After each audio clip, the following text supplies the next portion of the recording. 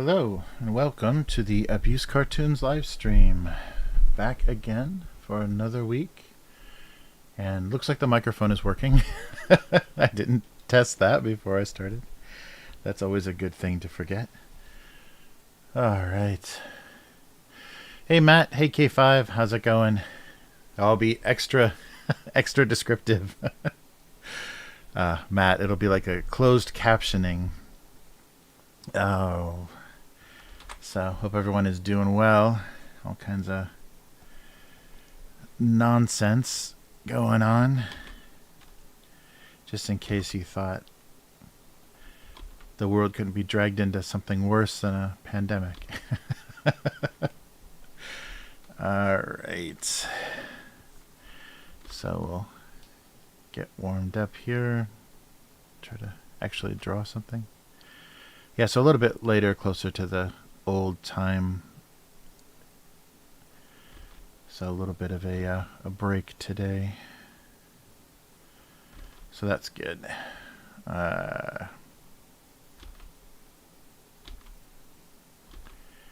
no circles today. But yeah, I hope everyone is doing well and handling the additional stress.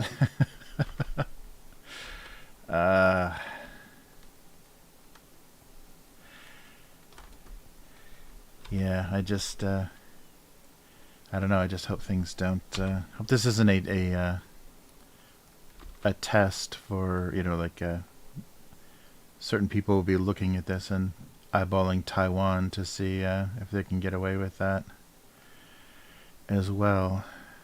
We'll see. Because we may just be repeating this in a few months. Trying to. Yeah, draw one of those, like, I guess it's like a, I was thinking it was like a change purse, but this looks more like a lady's, like, clutch or a handbag kind of thing. I don't have any handbag jokes. Hey Sedona, how's it going? Good to see you. Yeah, and I don't think obscurely shaped Japanese pencil cases will be very interesting. Yeah, they've got an insane number of types of pencil cases here because a lot of people use them. There's still so many people that use a physical, like, you know, paper, what they call a diary, like a schedule book. Still, even with all of the smartphones, there's still a lot of people that write everything down and then translate that into their, or transcribe that, if you call it that, into their into the digital version. But then that means there's a lot of pencil cases, so a lot of people have, like, the, there's a good example here, you know, like this type of mechanical pencil, ballpoint pen type thing. This is still very, very standard. So many people have those, so they'll have like a little pen case to keep those in, rattling around in their purse or backpack or whatever. So even as an adult, people are carrying pencil cases. So they have all kinds of crazy designs. And some of them can only hold like 1 or 2 pens, but that's kind of the point, I guess, to keep them from doing damage or being damaged. But yeah, that's pretty, it's pretty crazy. Alright.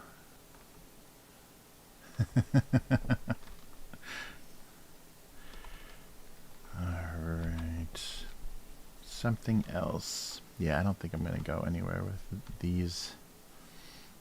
They're fun shapes, but I don't know. I don't know where the humor lies. So yeah, hope everyone is doing well. Just had 0 energy today. I guess I'm just exhausted from watching the news already. Yeah, one thing occurred to me, and I guess that's a little bit more of what Twitch is doing or is capable of. But I'm really surprised that there hasn't been a and maybe there kind of is. I'm just not aware of it. But why aren't there like TV channels on? Or I guess there's YouTube TV, right, which gives you the actual television. But because you can do kind of 24-hour streaming, or you can stream in like very long. Well, some people have done like I'll see some people do radio shows, like the best of radio shows, or just play a bunch of episodes streamed together as like as a channel, so you can just put that on. So I guess music or audio is a little more friendly and less production intensive. But I'm surprised there aren't channels. Like, so when I was looking for news stories and things, I didn't want to like watch like little bits and pieces. I just wanted to put something on that wasn't CNN or Fox or something very pandering and very commercial ridden. And I'm surprised that hasn't become a thing where you can just switch over to a constantly live streaming channel. I think one of the English speaking channels from France was kind of doing that. They had these very long live streams and I think it was maybe just their television news. But I'm surprised there's not more of that, because people would put that on in the background, and then that would run ads and things. So yeah, I'm surprised that's just not a more of a format, but I guess it's maybe kind of difficult to administer and kind of execute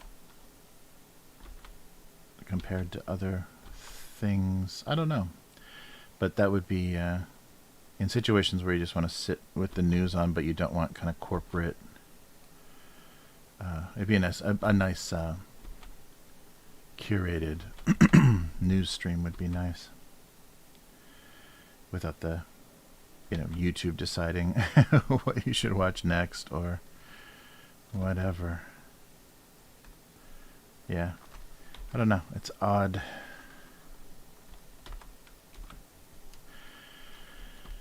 All right, I don't know what's going on here, but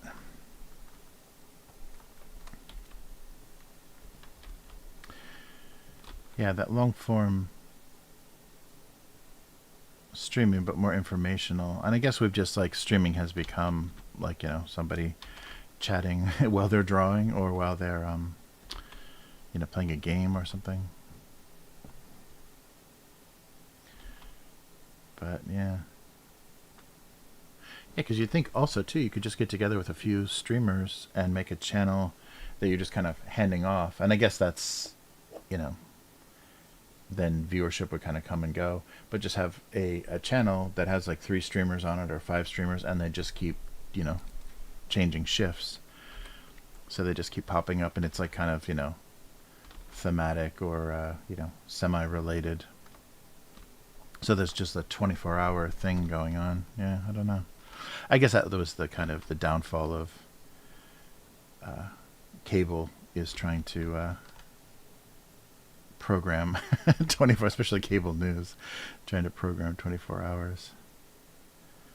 But I like when you can just put something on. That's nice. All right.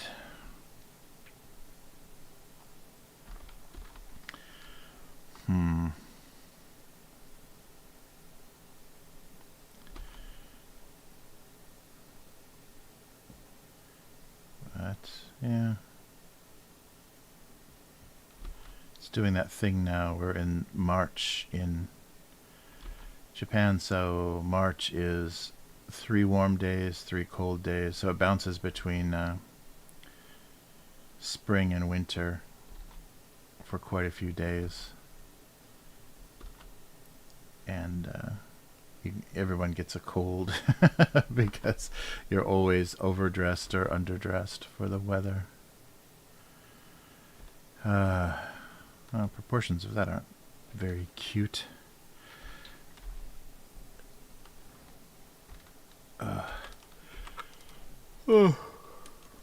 Yeah, so that's no fun. Everyone's either got hay fever or a cold soon. think this is fixable.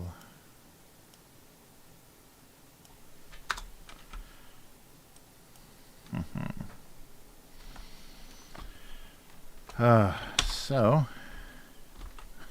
sorry, I'm not, I'm pretty out of it.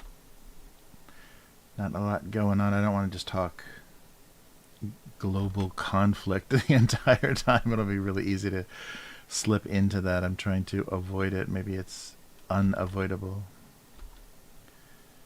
But yeah, I just, propaganda with a social media machine, behind it is amazing. Oh, and I like the totally inappropriate responses.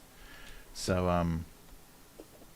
and I guess it's just kind of virtue signaling, but like, Twitter and Pornhub and a few other websites have said no new accounts or no access from Russia, as punishment. Because there's no such thing as a VPN. But the funny thing about Twitter doing that, so Twitter is saying no new accounts, so that means that no new information, no perspectives, no on the ground accounts can be created, meaning that the established, propaganda, government channels, everything that's already there is the only thing you're going to see. So it seems a little bit counterintuitive during a situation like this to limit voices. I think all voices should be heard, and we get to kind of decide who's better at it, because it's all basically propaganda. But we get to see some different perspectives. But it's interesting how on social media people jump on the party line really hard. That's very interesting. It's maybe always been that way, but we've never been able to look at it through this kind of filter before. But everyone would just like, everyone was crushing on Cuomo, that ugly piece of crap, the governor of New York, or Fauci, like all this, like, oh, it's, all this ridiculous social media talk about how wonderful they are. And now the same thing's happening with the Ukrainian president. Everyone's crushing on him. I don't know.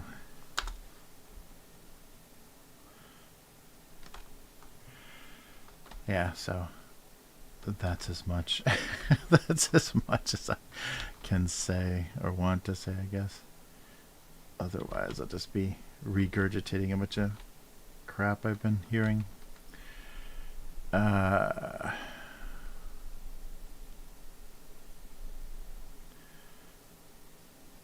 But it's good for the midterms. Never vote against the wartime incumbent. Oh.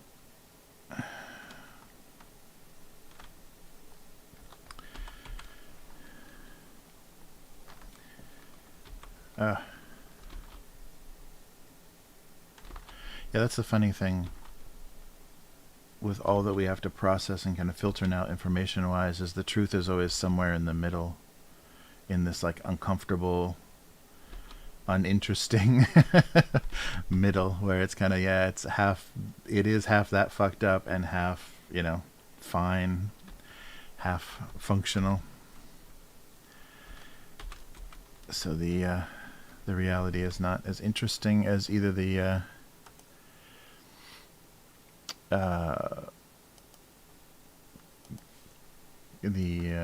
kind of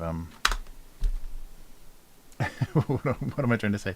Yeah, the conspiracy as the it's not as interesting as a conspiracy theory, and it's worse than your basic assumptions about how things should go.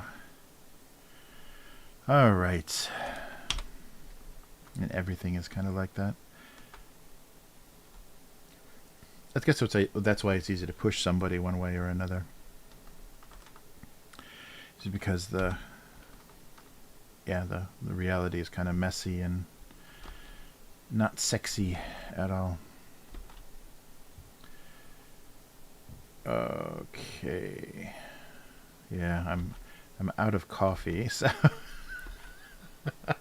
this is what uncaffeinated. This is what how uncaffeinated looks. All right.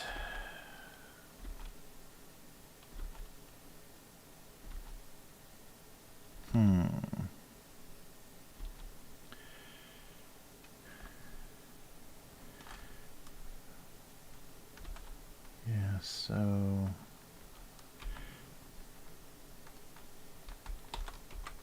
we're in a weird, this is that weird time. There's a bunch of holidays, national holidays in kind of February, March.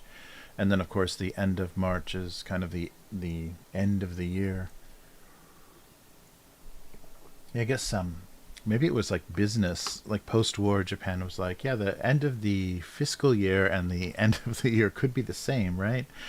And so the new hires for companies and students, the school year for students and everything breaks in the spring. And the excuse is cultural, that it's a time of renewal and it's very beautiful because of the cherry blossoms and everything. But it may just be for tax purposes. I don't know. But this is a time, like if you need to, you want to move, if your company's relocating you, this is the time you do that. So all the moving companies are super booked, and this is when everybody is changing schools. Yeah, I'm really surprised here the number of couples, especially even couples with kids, of families, where if the husband is reassigned somewhere by his company, that he just goes alone, and often the company will provide, an apartment or something. So he'll just go and work as long as he needs to work, because he's always going to, the idea is probably going to be moved again, so it's not going to be forever. So this weird reshuffling is very common, and couples spend a lot of time apart. But the odd thing is, here, especially after they have kids, a lot of the times the relationship is just kind of done. They've fulfilled their purpose as a couple, and if they didn't really have any sort of friendship or any other, any deeper connection than just, oh, good candidate for marriage, then it's just kind of over. Their personal relationship, their kind of intimacy is just done. And it's usually just after 2 kids. And kind of boom, boom, very quickly 2 kids. Not quite Irish twins, but pretty close, just, a few years apart. And yeah, it's an odd thing. So I think it just has to do with the weird, and maybe on both sides, maybe for both genders, they're just way too practical when they're deciding partners and things. So it's more of a business relationship. So that's a little odd.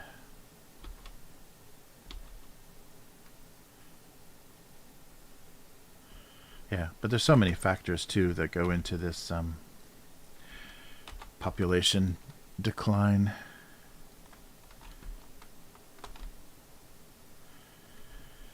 But that's definitely one of them.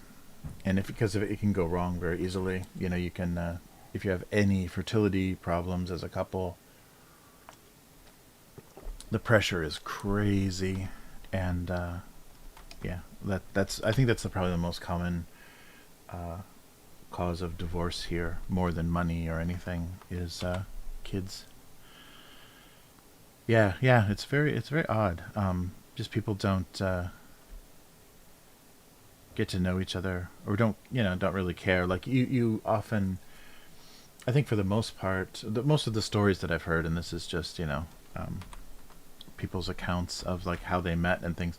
So you have social clubs, are based around an activity in university. So, it could be anything, kind of like high school clubs like chess club or badminton or whatever. So some activity that you do, and it's very casual, and it's basically just to socialize, just to help you socialize outside of your your field of study. And that's where people usually meet their husband or wife. And people don't really get started very heavily with dating or anything until university here. And now less and less, because a lot of women are so serious about their studies and their careers, they don't feel like they have time. It's too much of a distraction, and if they want to get a good job, if they want a good position and a good job, they have to outcompete everybody, they feel. And that's a thing they talk about it in Korea as well. I think Korea's got the competitive thing a little worse, because there's fewer jobs, there's fewer opportunities in the country, there's fewer big companies and well-paid positions. So so many people have zero time, or they see it as a competitive disadvantage. So why would you do that? And then the funny thing is, by the time they make it into their career, it's completely disillusioning. It's really not what they thought it would be. The work is a lot more miserable. The coworkers are a lot more brutal. Management is a lot more harassing. Yeah, it's crazy.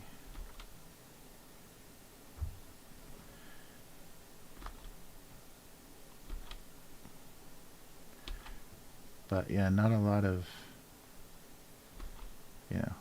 marrying for love. It's a lot of marrying for convenience kind of thing. And I think it's, it's a culture. A lot of Asia has a culture of just arranged marriages. Anyhow, that's just what you do. So you want to like match families' status or whatever. You don't want your kids to get tricked into marrying some gold digger or some bumpkin. It's very odd. So yeah, arranged marriages are very, and a lot of the times, or it is said, but especially by people that have had arranged marriages, that's the best way, because if you're kind of chosen to be together, like engineered to be together, you can develop your friendship or relationship, and maybe a little bit more easier because you're a little more similar. But the other way around, or just doing it naturally, you could end up falling for someone wildly different than you in lifestyle and family and everything, and it makes it harder. There's a lot more stresses. So I don't know if that's propaganda for arranged marriages, but you hear that a bit. I don't know. But there is, and the reason that works too is because people feel much more duty to their family. Getting married, having kids is a duty to your family. Having a good career is a kind of a duty to your family, because a lot of the times, you kind of support each other much more than, especially in America. It's very competitive, but within the family structure, much more cooperative, which is very different. So you feel a lot of pressure and a lot of responsibility, and the only reason to get married, you end up feeling or realizing, is just only to have kids. So if you don't want that,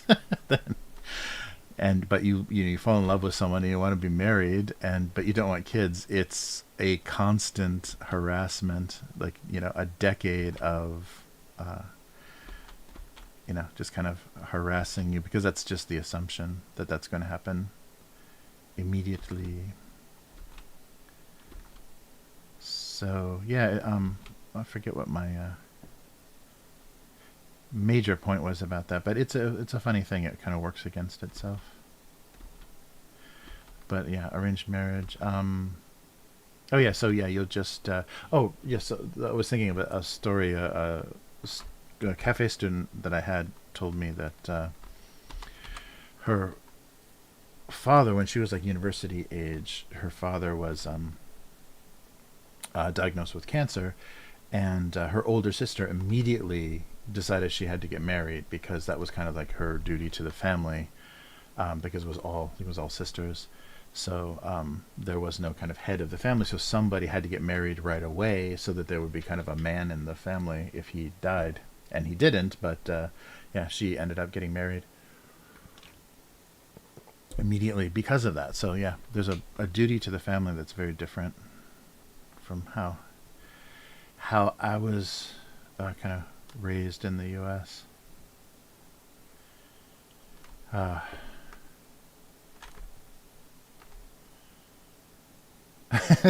yes. Repetitive. Yes, yes, yes. That's true. Uh, yeah, it's very, very funny.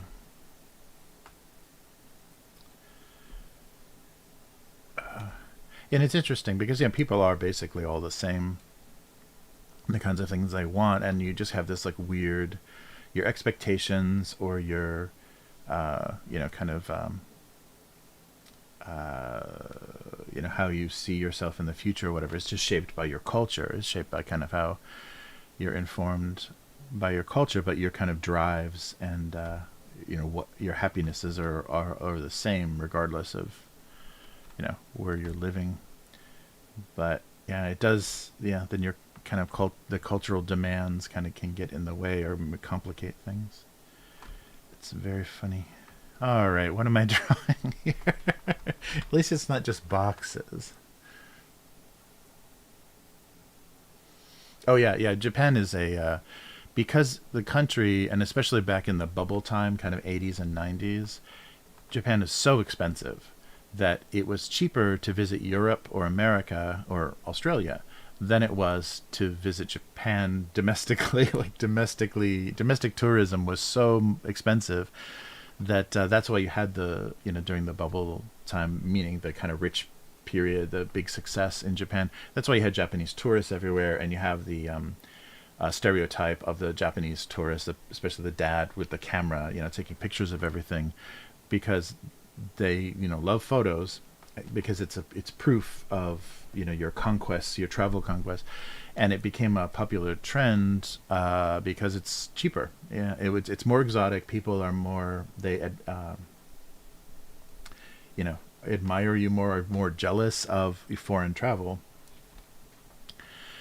and photos are the proof of that. So those things kind of combine. So Japan is like really good tourists, but they're tourists. They don't absorb any of the culture. They just go and take a picture in front of the Mona Lisa and take a picture in front of the Grand Canyon, and mission accomplished. It's not, and so it's especially now. I think there are probably not like pandemic now, but like in the last few decades,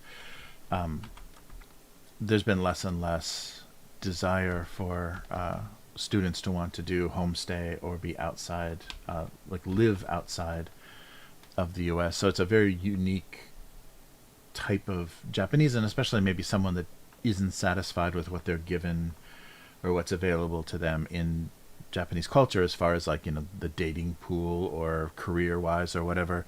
So those are the people that will live abroad, will go to a foreign university, or try to work for an international company in a foreign office.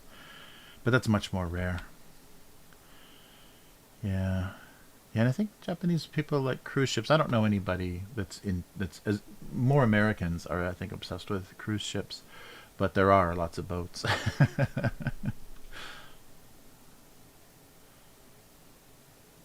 Oh yeah, right, right. Yeah, Chinese. I mean, that boom, it was insane in Japan, and I wonder how soon we're going to get back to that. But it was crazy. There's a it's not quite a it's almost a ferry. It's almost the level. It's like a bigger. It's not like a. It's like a mini cruise ship that looks like a, like a bit bigger than like a Staten Island ferry or whatever. But it went between, because it's so close, it went between China and Japan. And it was mostly kind of, very working class people, and it would take them to these certain port areas that had like shopping stuff or whatever, so kind of day trips, and it would just be just wham, the place would just get slammed with Chinese families. And it's very shocking because you don't immediately see a huge difference until they start knocking into you, until you start getting shoved, or you start hearing people yelling. There's a lot of like loud conversation and yelling, and kids chasing each other around and stuff. So immediately the behavior, it's like, wait, what happened? Japan suddenly got really, really rude. But it's just the Chinese tourists, like the family tourists from probably like the working class parts, probably western parts of China. So there's some places where, you'd be suddenly like, whoa, what just happened? Like the whole tone and atmosphere just changed. But they're just, China's just having their moment like Japan had, like the US had, where they just visit the world and everyone gets to enjoy the worst people from their country.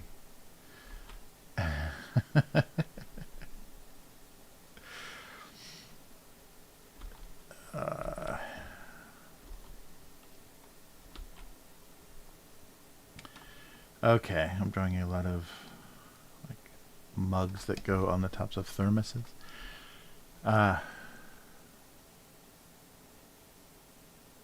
Oh, interesting. Matt said that.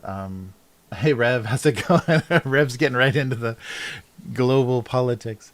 Um, yeah, hey, Destiny, how's it going?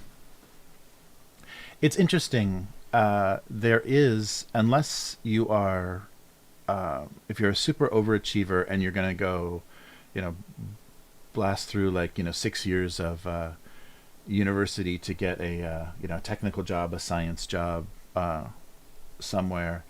If you're not going into the sciences or medicine, there is, I would say, between 10 years, between 20 and kind of like your early 20s to 30 for Japanese women is kind of the Rumspringa of their culture, because they have very little requirements. The men have a little bit more, but it depends on your family. If your family is, can support you, you can be kind of you can be a little bit more free and casually, enter your career.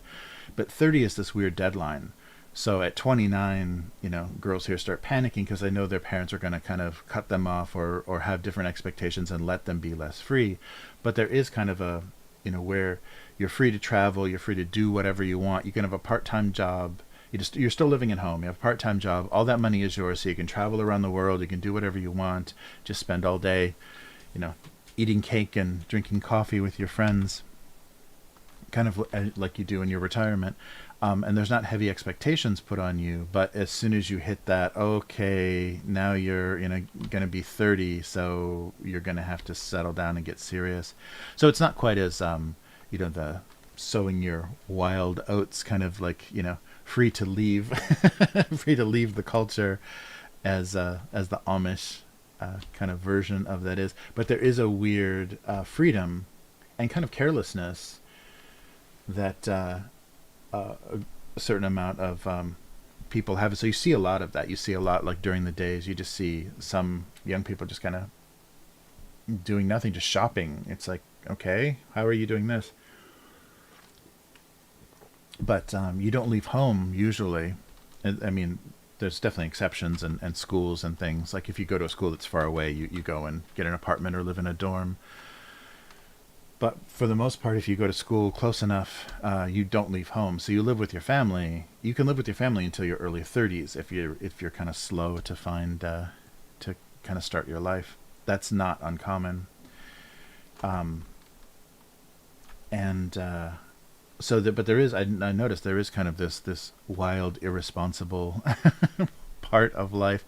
And unfortunately, secretaries, like women that work as secretaries and things, and see that as like kind of an easy way into a company, that's a weird, like, office ladies, office workers, kind of young or even part-time, has a weird kind of different status. And the companies like having you around because you're a young pretty face, and all the guys can harass you, especially the management can sexually harass you.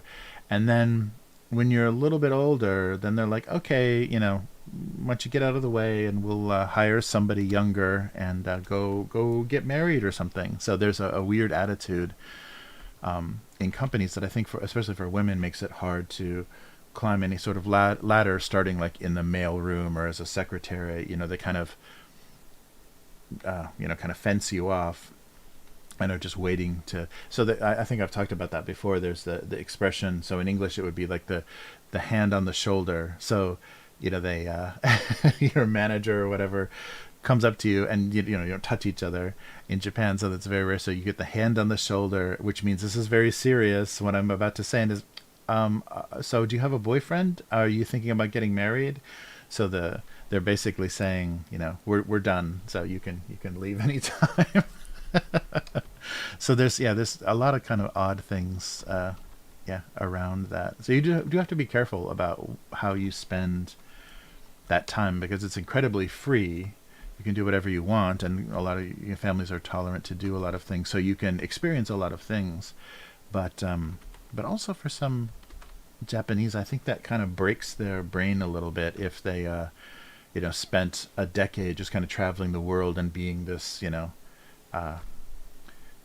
super no attachment, no commitment kind of life. You don't really get back into that mindset. You don't ever kind of become Japanese again and feel the heaviness of the duty to your family or your job or whatever. I've met a few people like that have kind of broken their brains, spending too much time abroad. I don't know.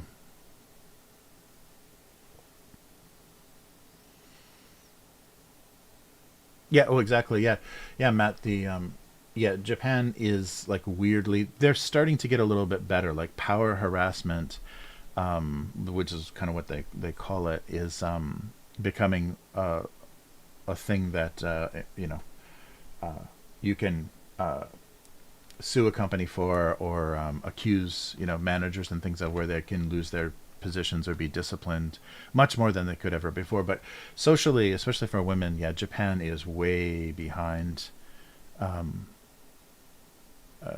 Just they have it's kind of like a weird time capsule of what it must have been like, almost like Mad Men kind of times, like what the 60s would have been like, maybe more like the 70s or so. But it's a pretty big time lag in women's kind of rights and protections and things.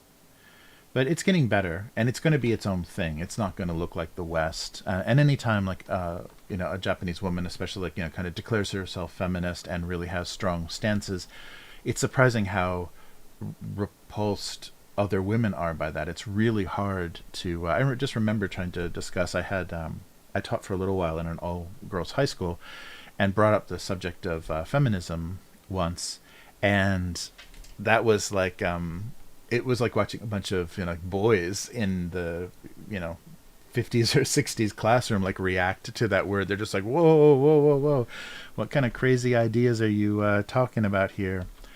And especially in a country where you're comfortable and safe, it's like, why would I rock the boat? There are going to be things that I'm not going to like, and I'll deal with them, but mostly I'm safe, protected, and have it better than I possibly could have, trying to do everything for myself. So that attitude was very interesting. That was a big culture shock for me, to see how kind of not in a bad way, but kind of a lot of the young women were kind of resigned to, I know the deal. Like I know what I need to do, and I know what's going to be expected of me by 30, and that's fine. I can deal with that. It's a decent trade-off for how happy and materially comfortable I'm going to be, and all that stuff, and kind of like the things that are open to me. So it's only you only hit the real big frustrations, I think, when you want some respect as a, president or CEO of a company. You want to, be a professor at a university. You want to climb, be at the top of what you're doing.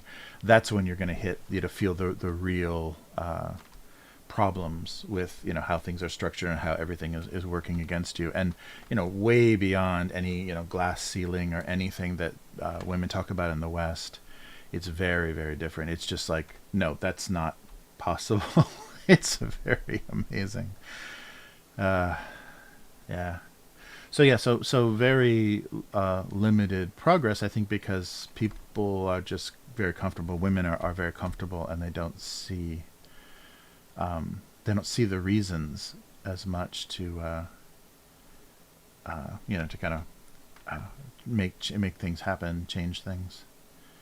So it's odd, and it's so complicated, I think, and especially coming from a Western perspective, it's really hard to understand because there's so much. So much more acceptable to do sex work or do a job that's not technically sex work, but it's like a like a hostess or something where you're just basically being paid to talk to men and be pretty and charming. That exists in the culture here, and so it is an option. Like you can, not in a OnlyFans kind of way, but in a something that's very old and built into the culture. You can work kind of in the entertainment or hospitality. I guess it'd be more like hospitality business, and you're very comfortable, and it's not hard work. You just have to be careful of someone too interested in you. But there's a lot of protection. It's very different. It's hard to like separate those things out because it's ultra competitive here in a lot of ways, but differently than how it's competitive in the U.S. for jobs and status and things like that. It's very it's interesting.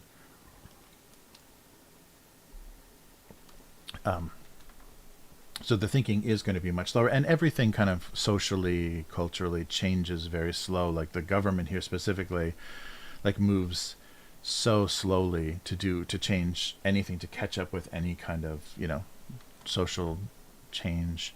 So people are also then kind of held, and having a very large older generation, like a big silver population here.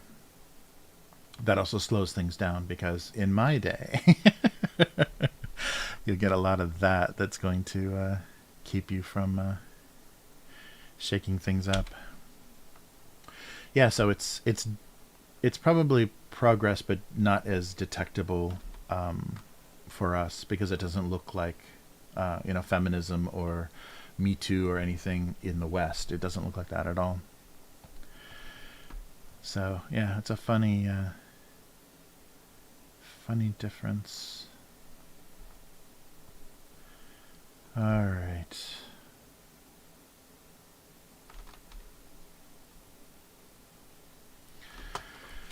Oh, let's try something else here.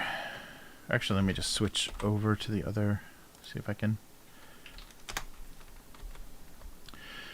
come up with a combination of stuff here. Yeah, so very interesting. And I don't have interaction now with any younger students. Everybody that I talk to is like graduate level or older. So I don't know what the kids are doing besides not getting married and not dating.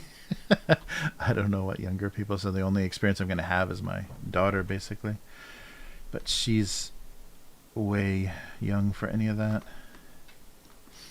thinking so far. So yeah.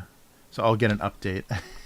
I'll get an update in 5 or 6 years about the situation for Japanese women or young women. Right.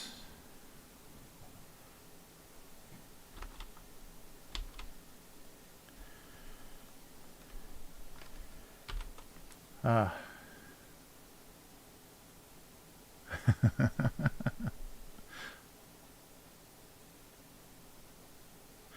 yeah, it's amazing, and I think like if we're talking about the sexual harassment culture in Japan, I think it's just because the punishment, they just can't really punish people, and that's why you still have the chikan, the kind of trained molester culture and things here, is because you can't possibly make the punishment, the risk of that punishment worse than the excitement of that crime or their obsession or whatever the socio the, the psychology behind why they have to do that. Um, it's very difficult, and even sexual assault. Even I mean that's a really crazy thing. I can't quite understand that here. Um, so many guys, and especially if they've got money, can just buy their way out, can settle their way out of rape or sexual assault accusations, because basically the attorney for the assaulter, the criminal, um, will just confront the woman and say, "Do you want to have to give in detail everything that happened to you?" On a public record in court, because you're not going to be, your identity and this information is not going to be protected. Do you want to go through this, and with the possibility of him getting away with things, or do you want to take this money and sign this paper that said nothing happened and he never did anything wrong to me? So there's a huge culture of that, of men being able to buy their way out of any sort of punishment, and regardless of how horrible, how innocent and or horrible it was, that's like a thing here. And it's just women wanting to protect their virtue above anything else, or also kind of embarrassment, because they're shaming their family, they may be hurting their ability to get married in the future, like all these sorts of weird things that we don't have anymore as pressures, like in a place like the U.S. I mean, it still exists. That thinking still does exist, but it doesn't dominate. Women would rather have justice, or they would rather, suffer that kind of indignity or that situation of the legal process to make it possible for other women to, speak out about it, and other women to come forward. So there seems to be much more of that mentality, and there's not that here at all. That thinking doesn't. I'm drawing weird standing loaves of bread. That mentality doesn't exist the same way here, which is really scary. And that's going to be something. I mean, if that, heaven forbid, if anything happened to a family, member or whatever, like I would, push very hard. Oops. I would push very hard for them to, seek justice legally, and embarrass the perpetrator. That's the word I was looking for. As opposed to just, I just want to forget about this. I just want this to go away. I gotta pay attention.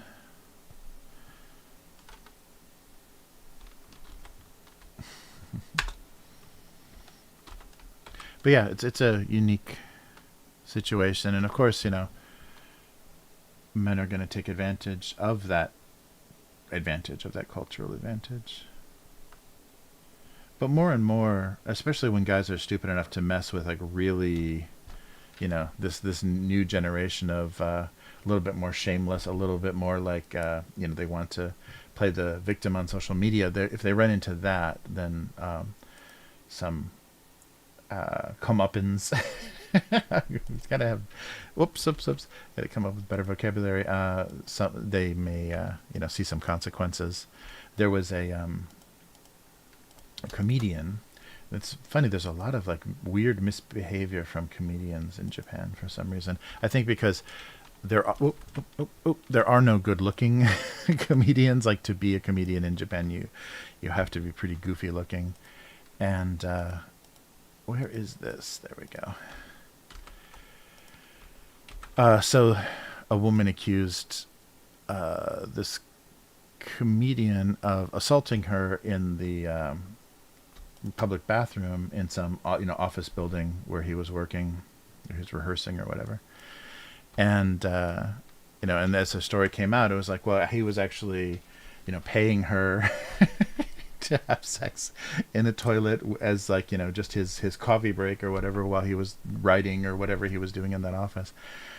And the story just devolved into, but basically then she started taking the position of it was insulting, to me, and caused a lot of emotional distress and things, and so just like laid it all out, how that relationship started and everything. Of course, the guy was married with kids, and was humiliated in the press, but it wasn't. It wasn't one of those stories of,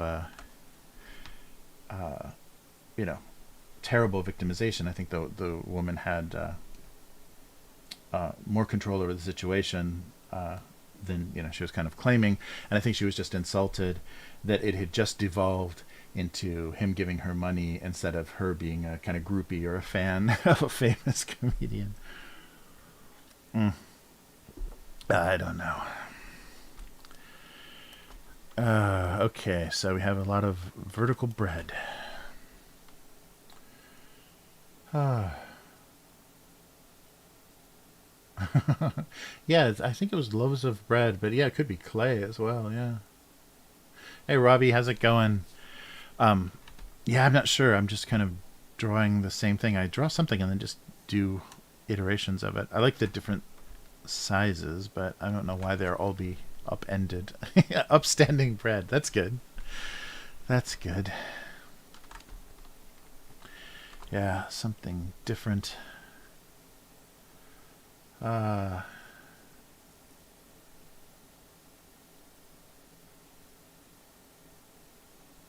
yeah, Matt, that's a good point. Yeah, striking a balance is difficult, and I think a lot of foreigners choose to just try to be bullies and then try to like I'm going to sue you, like to pull out all the typical nonsense that you would do if the situation happened in the U.S. and it doesn't work well here.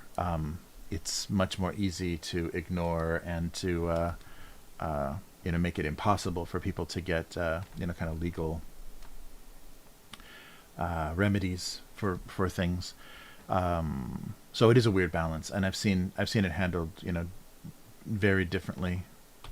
But yeah, some foreigners here to try to kind of bully their way through things, and that's not how we do it in my country. And yeah, it's difficult. It's a totally different system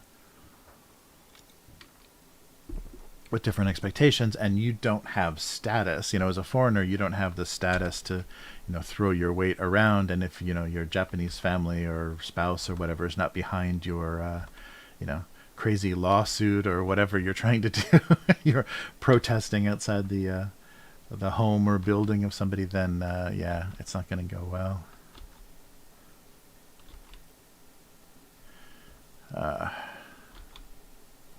Yeah, there's a few people I've heard their reactions, like when they get really angry about certain situations here, and spout off the usual, yeah, we're gonna do this, we're gonna handle it like this. I'm like, okay, let's see how that goes. I'm really curious if you think that's gonna work. Let's see how that goes. Yeah, fortunately I haven't been in any okay, I'm just drawing the same thing again. Any situation like that, so I haven't had to kind of confront those feelings or whatever. So that's good.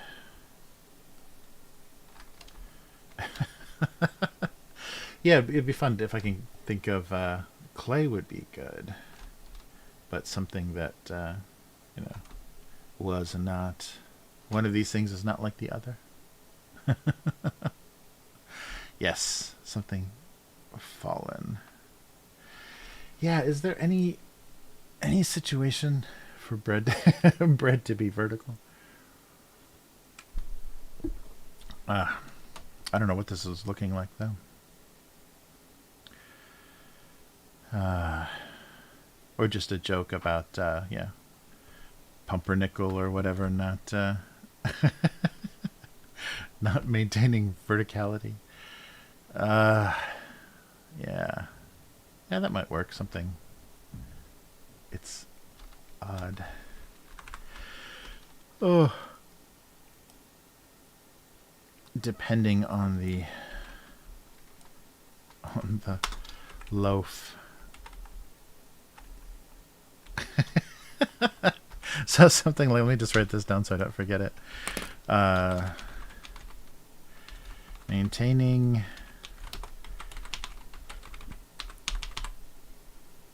is it 2 L's? No, maybe.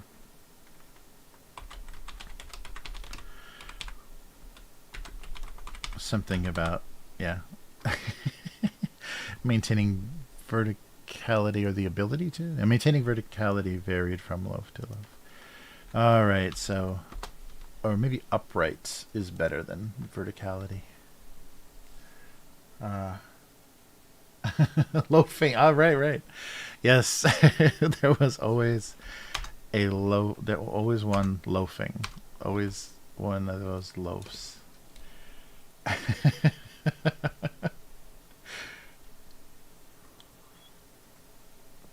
Yes. Bread.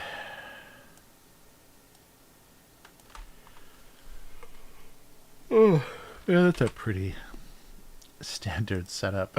I keep doing the same stuff. All right. How about no weird little pencil bags?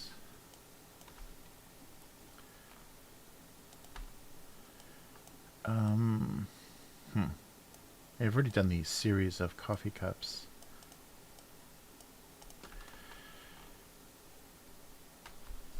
And thermos jugs. Oh, dang.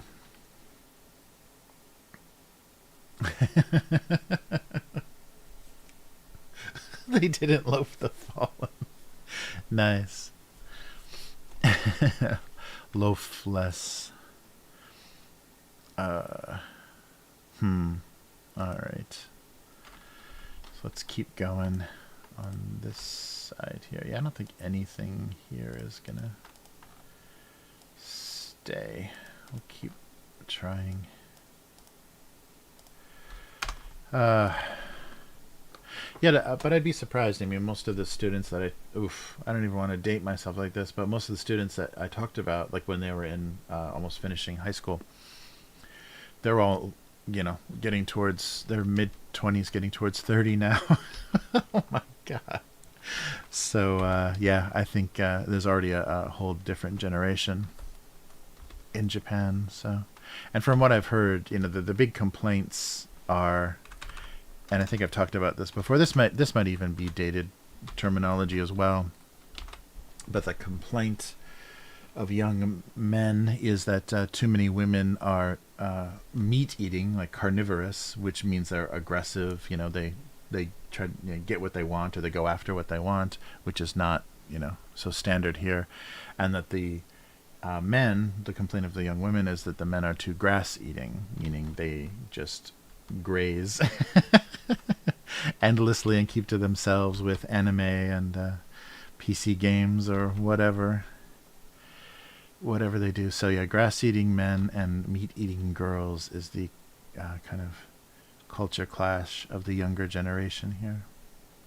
And it's funny they put it in these like herbivore, carnivore kind of terms. Loathe. Yeah, I should put make it as difficult to read as possible. Fear and loathing, unless breadless. That's really good, K5. Fear and loafing. Yeah, just all the jokes from now on are just tongue twisters, impossible to read. Just so when I try to read them on the comments, I'll embarrass myself. Oh man, I need to get some coffee for tomorrow. Especially tomorrow's an early morning. I'm gonna get destroyed.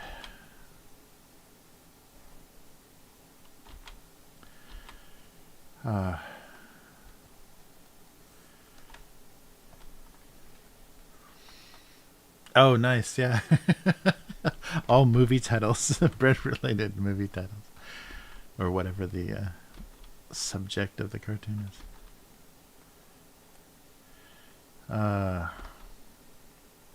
That sounds like something somebody has done. I don't know. I'm wanting to draw sacks of things.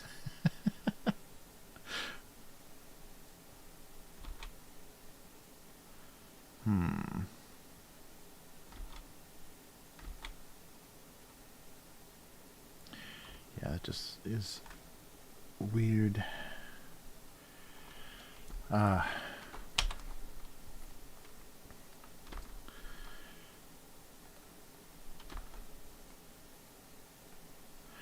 Yeah, it's funny. In talking about the kind of social expectations and social pressures and things, because I think explaining them in English and especially from my perspective, why do I keep drawing the same thing? Has to be, and even if a Japanese person was trying to explain things, I'm sure English would kind of be inadequate. There are certain ideas that people have and certain standards that people live by here that don't have good translation. So it would be kind of hard to explain. It might come out really clunky as far as but I must do this, and then the Western perspective, so you don't have to do anything, you can do whatever you want. It's like, no. I must do this. So it's it's kind of a lost in translation, or kind of a culture too big of a culture difference to reconcile. And it is really interesting too how the few Japanese people that I've seen very seduced by America or Europe, those are the things that kind of seduce them, is or that are attractive to them, is their ability to kind of reinvent themselves or be how they want, accepting like all the things they're going to lose, the kind of safety and calm of their life. Their life is going to be living in the suburbs, driving an SUV, yelling on the phone at people. And if they can do that, then, they can enjoy that escape from, what am I, the kind of expectations, kind of the requirements or expectations of their culture. Yeah, that's what is so strange about America, is people bring stuff with them, and then once they're kind of American, they can decide what they want to keep and what they want to throw away. So a lot of the foreign cultures in America, a lot of the imported things that people bring, it's it's a very odd version. It's a reinterpretation of a lot of like the Christmas tree or whatever. that's not that's not a great example, but yeah, there's things that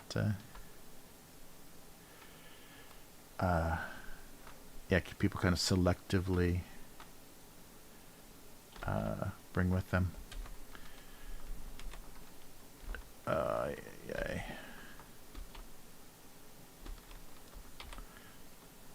I still think that would be, or maybe even more so now, that would be a powerful threat in a lot of countries. Is no, we're not going to put you in prison. We're going to send you to America.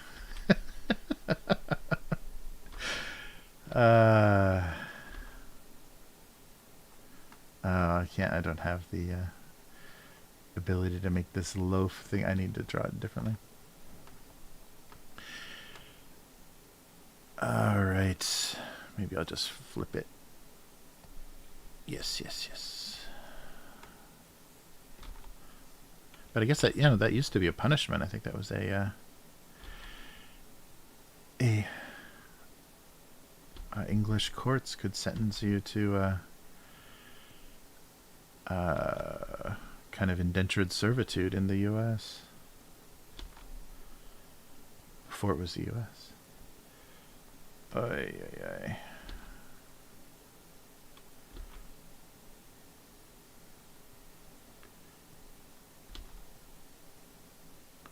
I think that would work nowadays. You're gonna have to live in a Milwaukee suburb.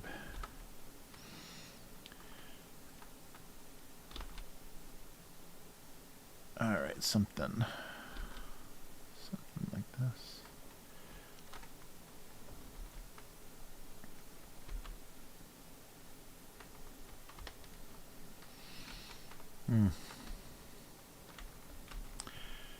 Yeah, I don't like how this is meeting. I guess there's not much of a way around it.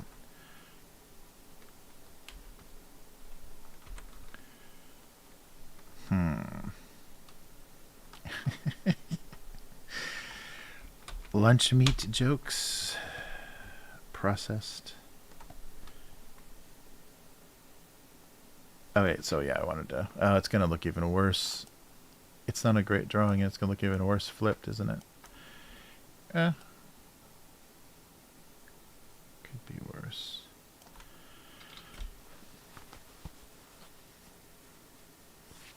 All right.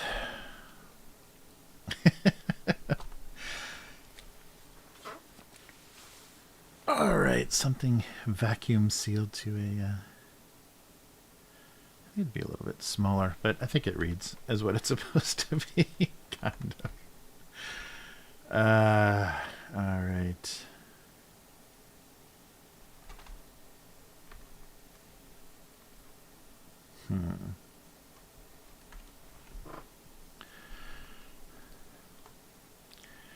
Not enough going on in this cartoon. It's so very weird. I guess if I just made them both bigger, maybe first balance them out a little bit.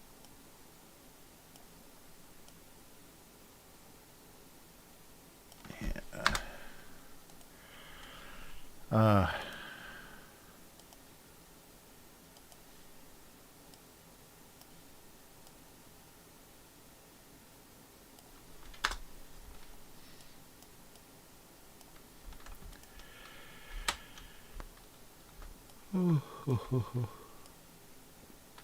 There we go. That's it.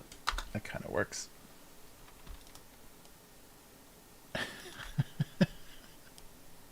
This is more loaf. We can do an olive loaf or some kind of other weird meat. So I've separated the bread and the meat from each other this week. Oh boy.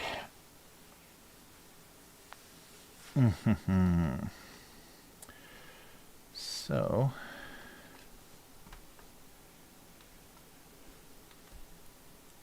all right, I guess I should color this stuff. Sorry. I apologize for the yawning. Yeah, I'm really not doing great this week.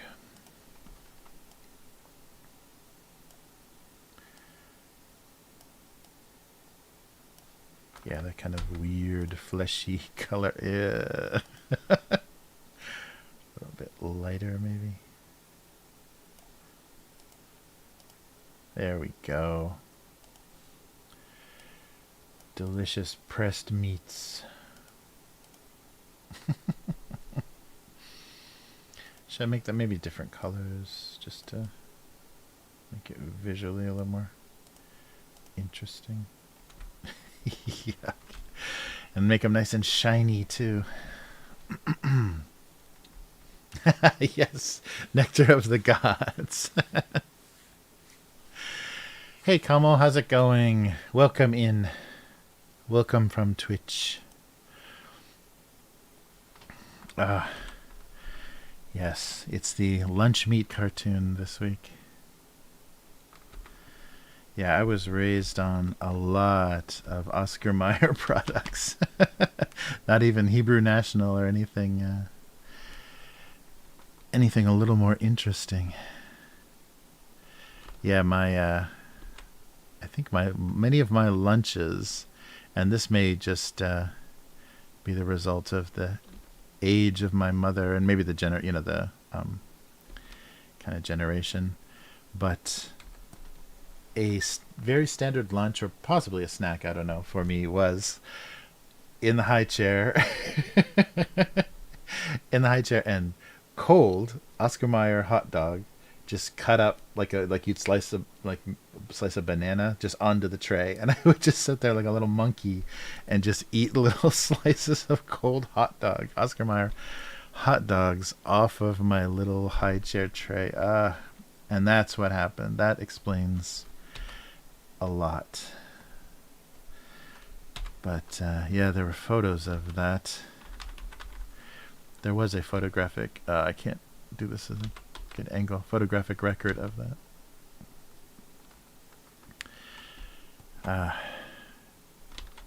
Yeah. Maybe just some lines here.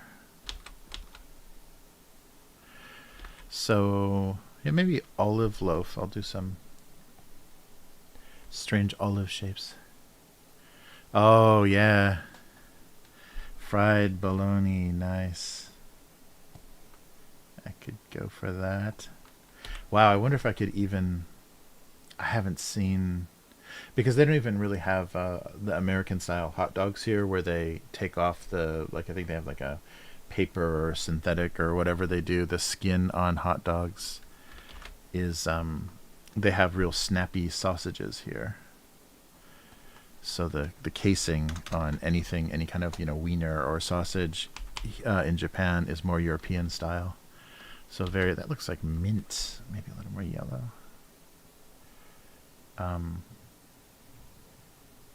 Yeah, so everything is more European snappy style. All right. Yeah. Oh, wait.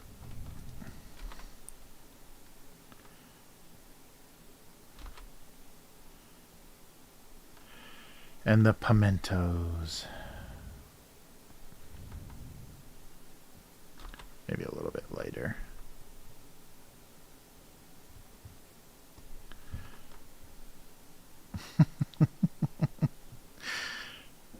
Olive loaf.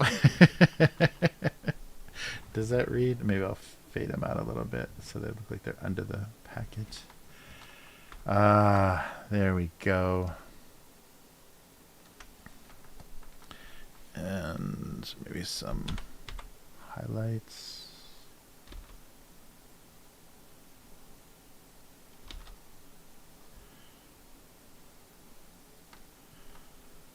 Yeah, I guess you can see that just barely.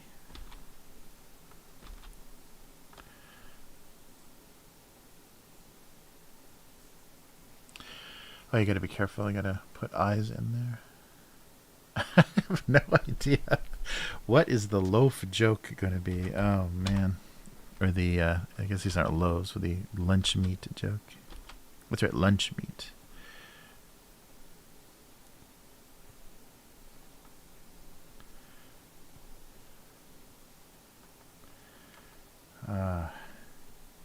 Yeah, what they do have a lot here, though, as far as processed meat, is Spam and like variations of Spam. I think because of Hawaii, a lot of Japanese have encountered Spam, so it's something they can market here.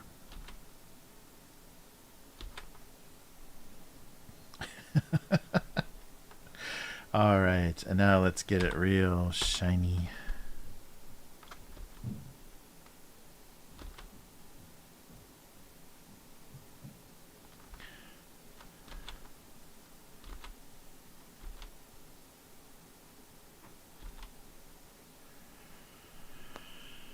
Yeah,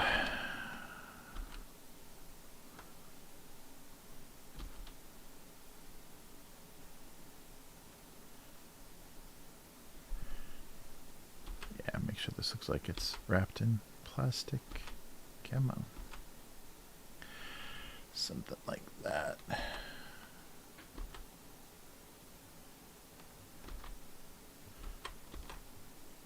Oof. I keep doing this little stutter. There we go.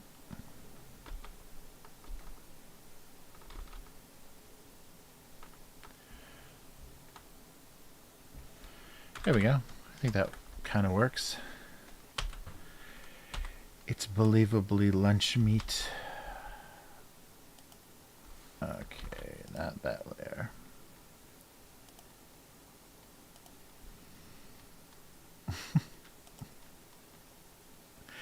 Why there's eyes on a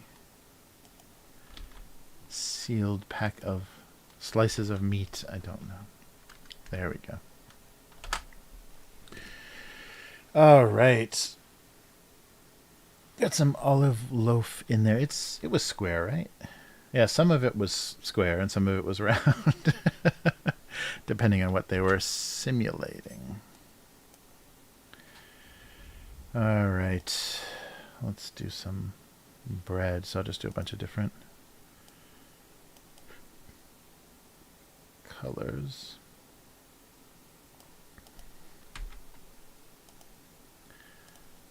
And then we'll cut some bread looking shapes into the bags. Like a green.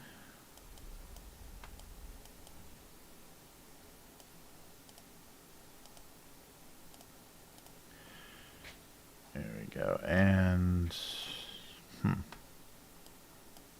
yeah, like a pinkish red, maybe. There's a nice, variety. Okay. And then the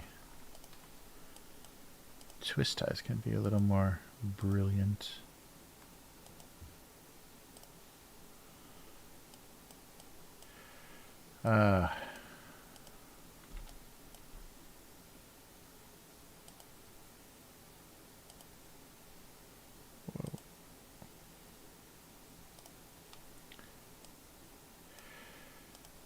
Sorry, this hasn't been a very, very verbal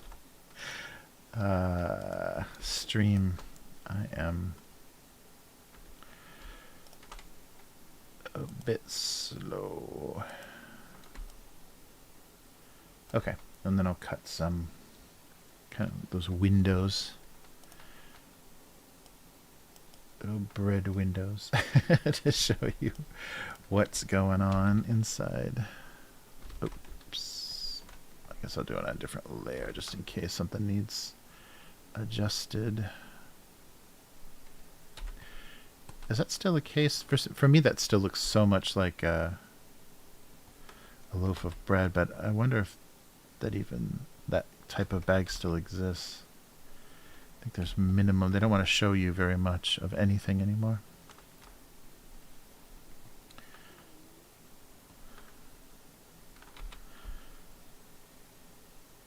All right.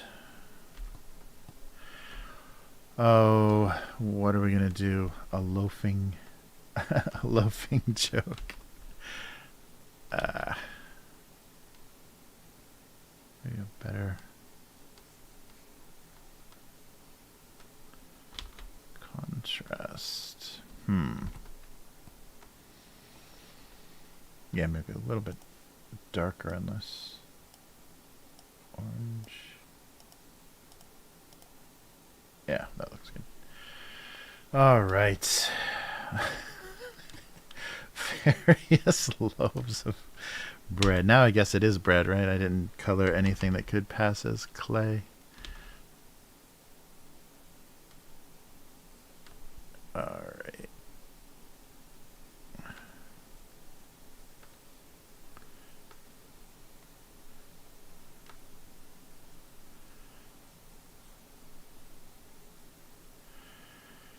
There we go.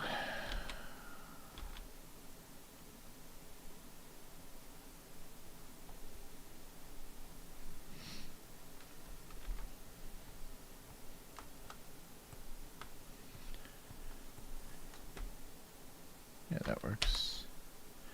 And we'll just do this side.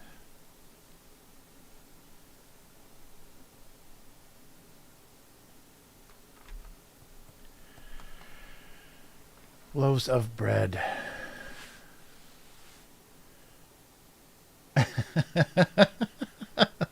Yeah, that would be great. If only they had some bread. If only they had some meat. Wait a minute. Yeah, if I'll pay attention to what order these are going up in. Yeah, the bread one will go up first. Yeah, that would be pretty funny. Yeah, I wonder, so only the consistent readers would see what I was doing there. See what I'm doing?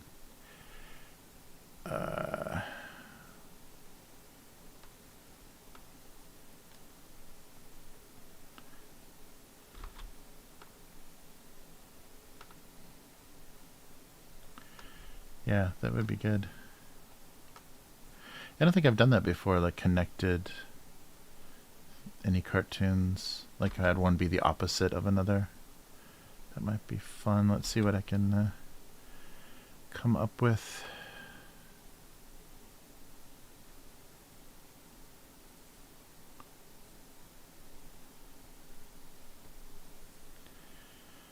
All right.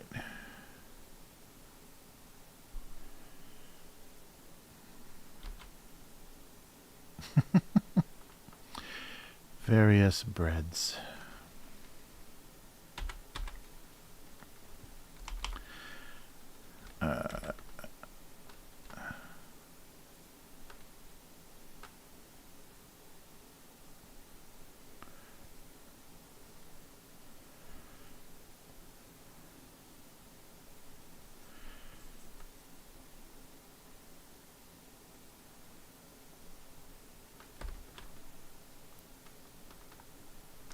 Yeah, I wonder,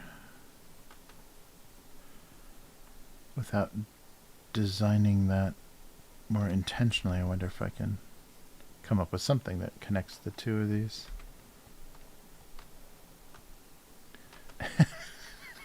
Or just like specifically reference the previous cartoon. If only they had next Tuesday's meet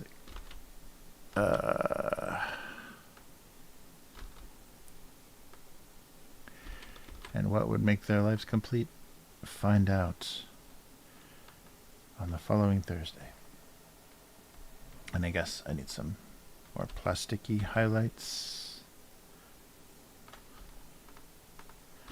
to get across the shiny bread package.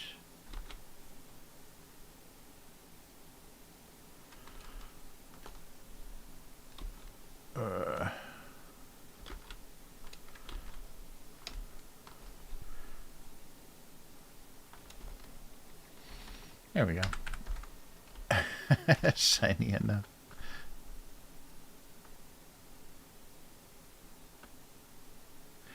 If they would just patiently wait. Yeah, I wish it was more. Obviously, my schedule was more traditional for the cartoon, so it could be a, next week or tomorrow or something. All right. So let's do him a little more defeated.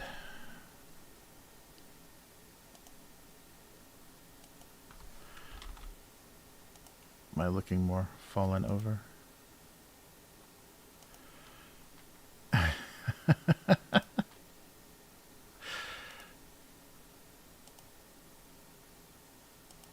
Alright.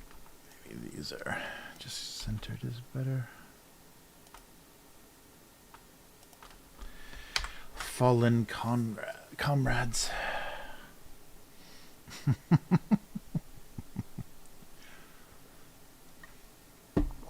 Okay. Well, let's try to not think about writing these for a few minutes.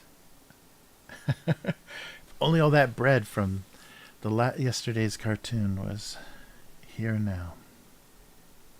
All right. So let's do some comments, maybe. That'll be good. All right. Whew, there we go. Pull this forward. Oh no. That's right, we didn't have this last time. Let me double check. Nothing's been uploaded yet. It's still 3. Oh, no, it has. It did? Yeah, it did make it up. All right, well, March 1st, today's cartoon. Wow, so it goes up at 3 p.m. Japan time. It made it up, but it's not. Nobody's seen it yet, so let's go back to the 24th. So they'd finally gotten their just desserts. So 16 likes. Let's see what the comment is. Oh, now I want a dessert brunch. Nice. Oh, let me mark this as read. Go back one more. The 22nd. The previous night and the next morning had to stop meeting like this. All right. No more cereal and juice before bed. It keeps me awake. Doesn't really matter as long as there is time for sleep and or work in the afternoon. Yeah, that's crazy. I wonder how many people have, you know, been drunk overnight and still be able to work at their Zoom meeting or whatever they were doing. Wheaties and beer, the breakfast of ex-champions. That's great. The breakfast of ex-champions.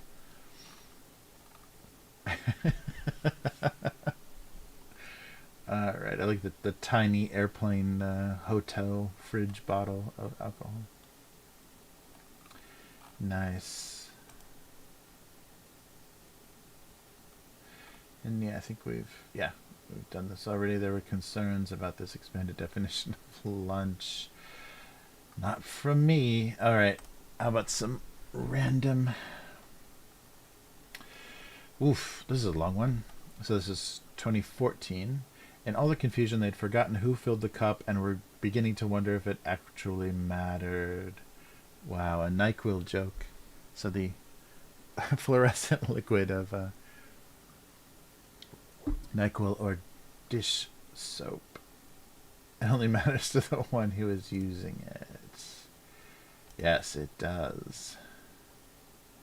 Dish detergent versus mouthwash. I don't want to find out. Oh, it does look like mouthwash, doesn't it? Yeah, I was going for a NyQuil kind of look. Alright. Wow, yeah, people were reading in 2014. That's good. Another one. So 2010. There we go. That's a looks more like the kind of best level. Put this here a little bit. The best level of marker drawing. The longer he considered the situation, the worse it got. No love. No. Oh wow. This must be with 8 comments. This must be a spam cartoon. Maybe it was before the premium accounts, so that some spam got it, or just some fight. That is one hot comic. A friend didn't own an ironing board. He mentioned to burn a hole in his carpet. Yikes! 11 years ago. Can you smell what the iron's getting? Wow, a lot of comments. Some wrinkles can't be ironed out. I would be bored of ironing. Hate ironing. What's an iron? I have an ironing board.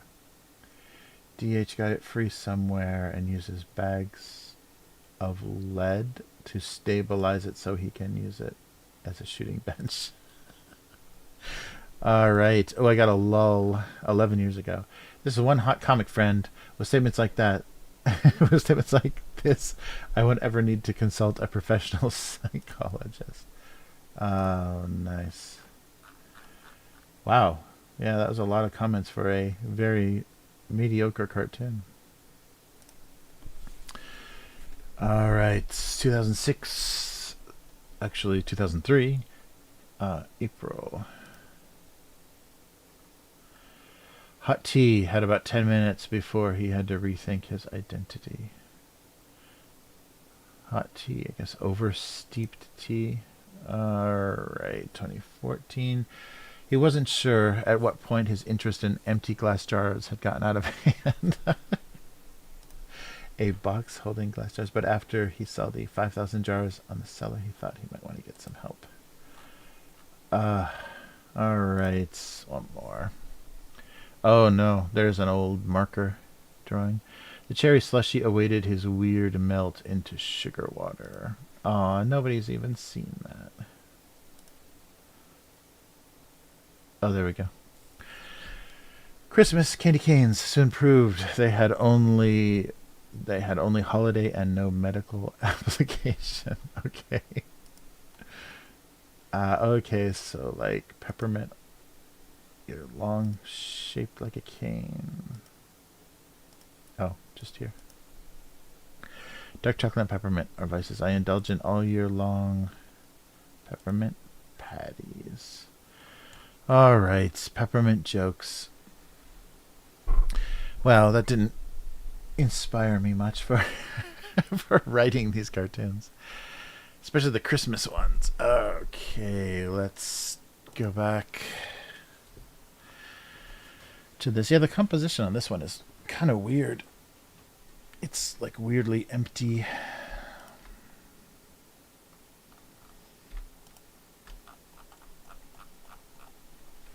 Let's just move them up a little bit. Yeah, that might help. Okay. So slices of bread coming between them.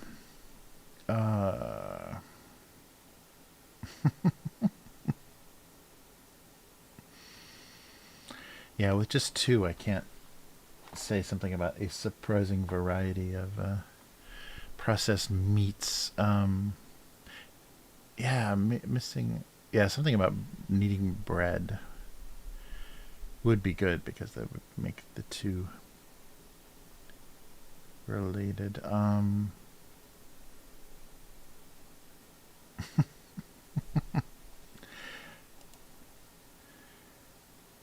So, given up on being a sandwich. Oh, let's see if the dictionary. Yeah, it doesn't have. Wow, it doesn't have verticality. It has versatility. Let's see what the internet says. That is a word, isn't it?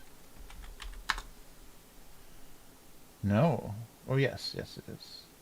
But it's trying to change it to versatility. Did you mean versatility? Yeah, no, I spelled it right.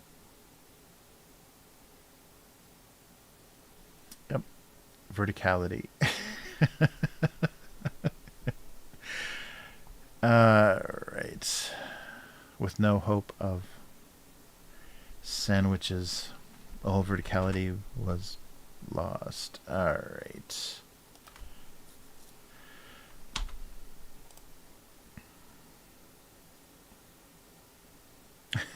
So something like bread would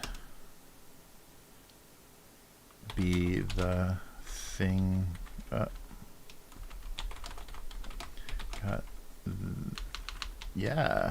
them to the next level.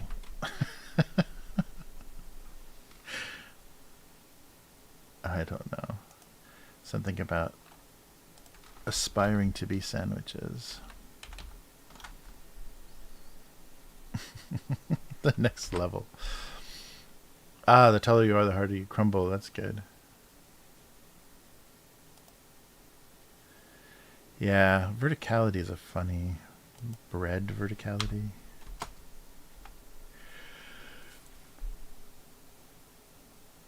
The trend of vertical loaves.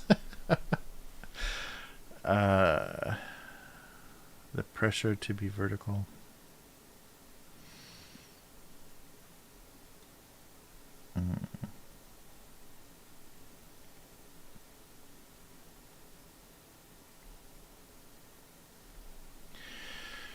Yeah, strange. Oh, sorry, I keep flipping back and forth. Sorry. No, that works. That works. I like the harder you fall. It does look like they would tumble pretty hard. Yeah, and still I'm making like these very still cartoons. There's no action. Gotta do something with a little more effect soon. Yeah, something about they anticipated or were expecting the collapse of.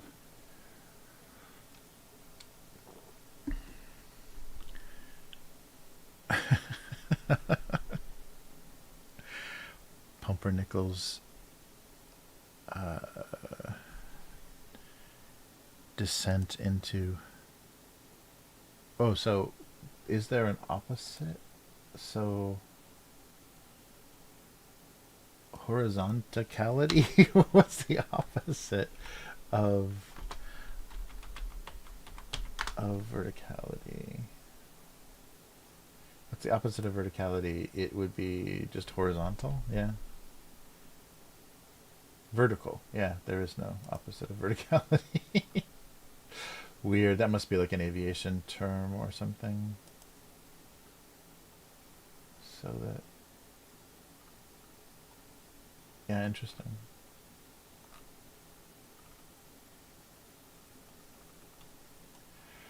Verticalness.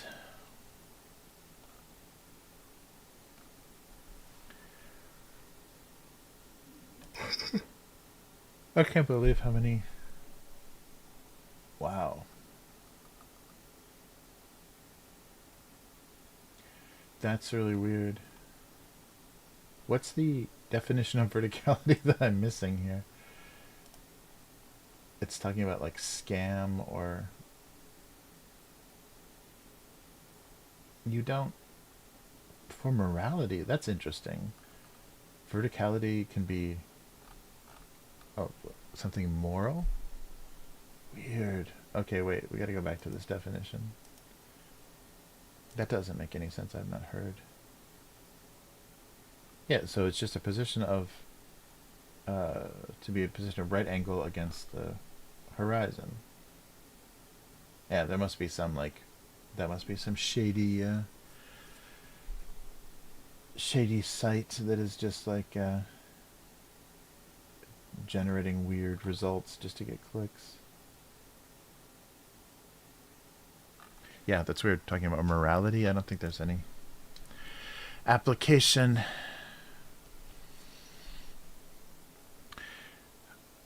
Maintaining verticality varied from loaf to loaf.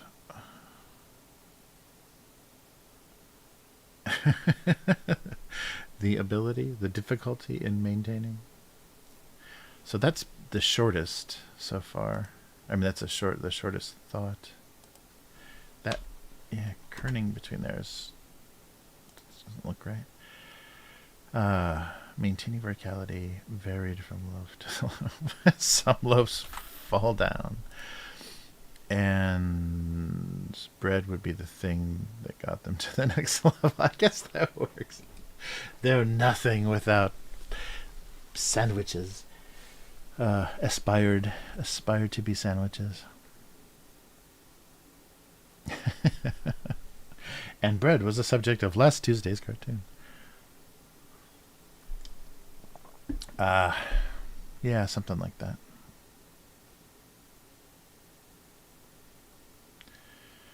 I think that works. So bread would be the thing that got them to the next level. Nice. The next level being a sandwich. The social pressures of sandwich making. Maintaining verticality varied from loaf to loaf. That's in the tone of this cartoon, but it's just one of those oddball things. Wow. Alright, I think that'll do it. Oh, so I may as well check my spelling. Yeah, it does not like verticality. But it is a word.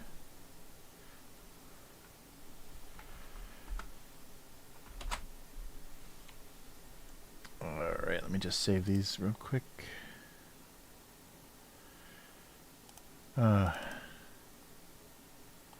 Wow. I was hoping to be a little sharper this week, but yeah, sorry. It's just that weird, like I was saying, like every other day or every couple of days, it's either freezing or starting to feel like spring, so I'd probably be off balance for a little bit. We'll see what happens. And bread would be the thing that got them to the next level. Just double check.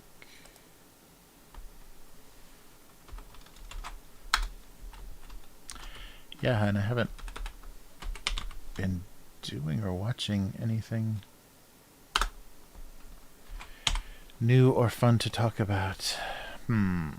But I did play another session of Enemy Within, the get that off camera, the Warhammer, using the rules light system. It was really fun.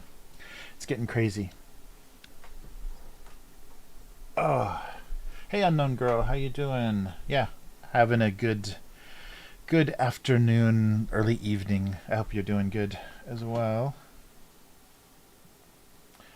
Let's try some wasabi beef 2.0. I don't know why it's 2.0. Just in time, unknown girl, for some wasabi chips.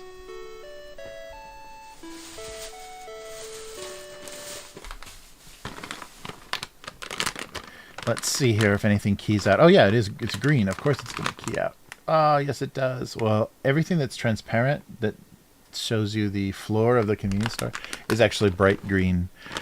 So I think we've had the Yamayoshi snacks before, but I just was amused by the fact that they were touting the version 2.0 of their beef, the wasabi beef. So this is a kind of a common way. The flavor is very common. Beef and wasabi flavor is common together.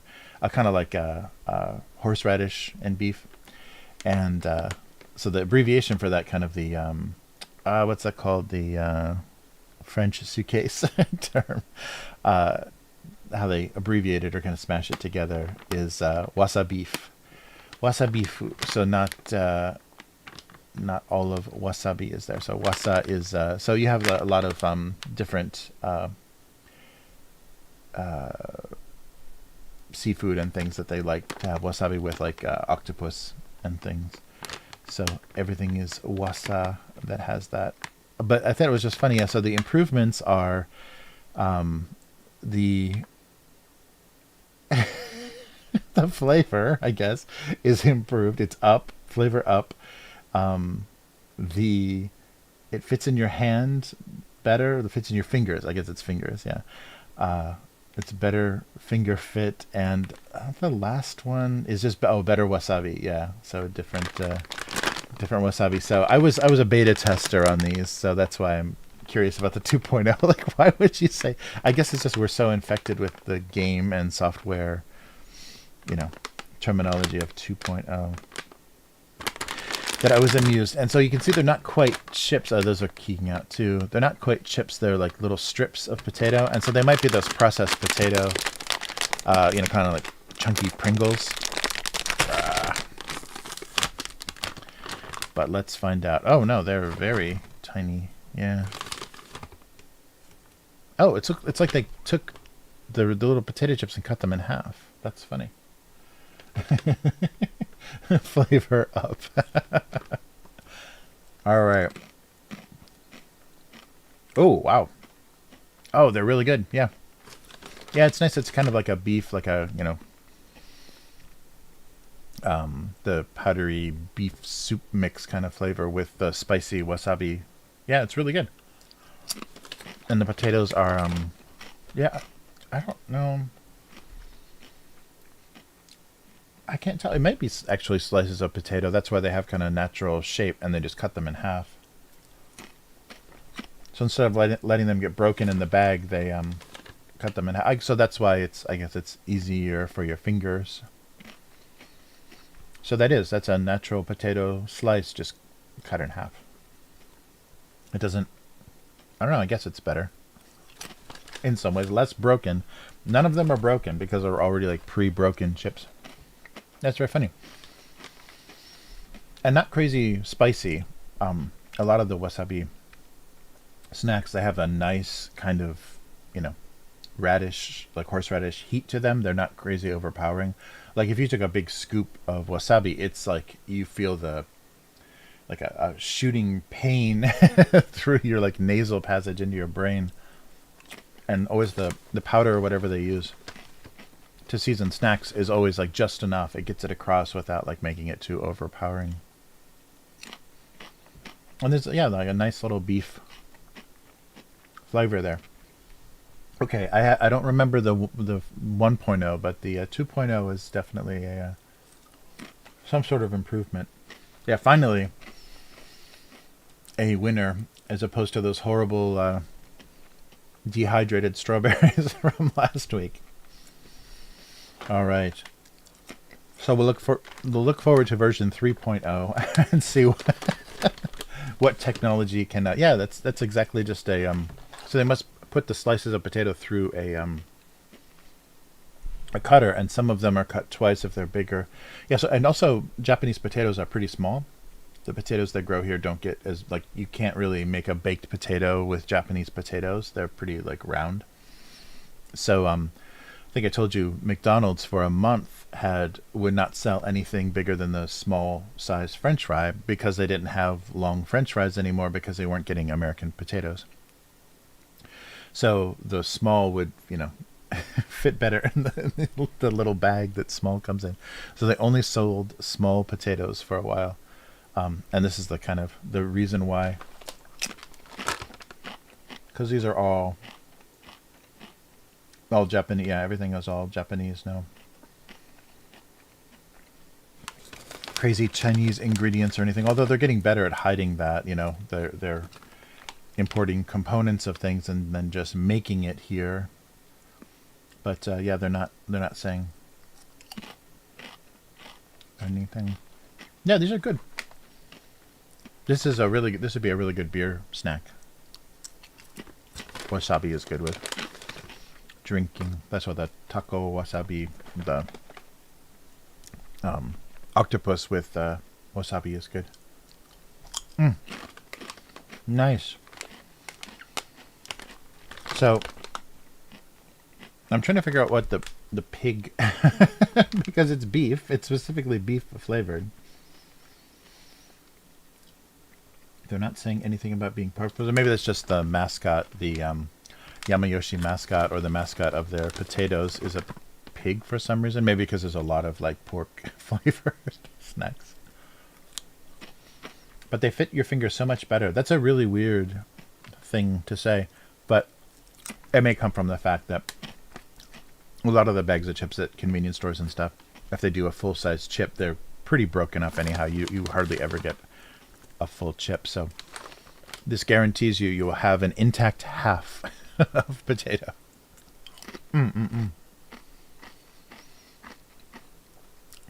Yeah.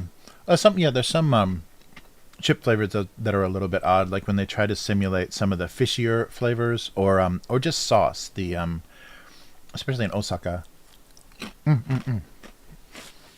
have a lot of different sauces, kind of savory, kind of soy sauce based sauces that they put on top of takoyaki or okonomiyaki.